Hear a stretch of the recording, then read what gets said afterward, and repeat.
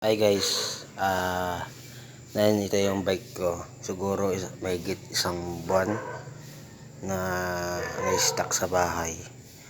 Ngayon ko lang na ipagawa, kailan lang. Siguro may isang buwan o isang linggo lang.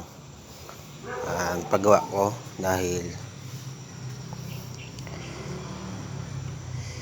na may nagawa isang buwan na naggawain na stock ko lang. Ngayon ito lang napalitan ko.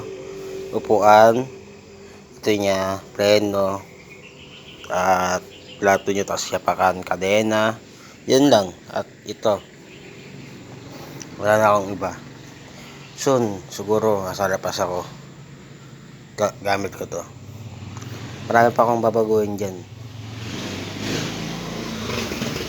Ngayon, mamaya nga po siguro nasa lapas ako. Abangin nyo yung update itong motor, bike na to.